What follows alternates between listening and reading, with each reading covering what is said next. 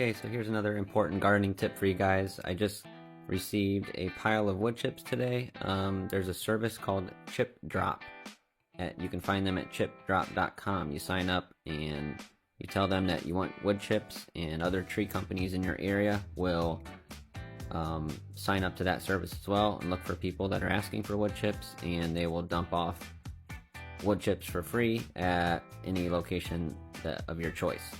So I had signed up for Chip Drop, and I did wait quite a few months before I got my first drop, and this was my first drop today. And it's important to use these wood chips in your garden.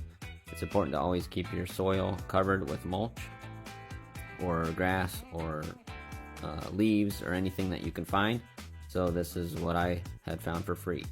I did call around to tree services and tree companies in my area, asking them if they would drop off to a certain location. A lot of them, just didn't have time to do it, but finally somebody came through this service at chipdrop.com and dropped me off some wood chips, and they said they might have more for me in the future. So just wanted to share that tip with you, and go check them out. Thanks.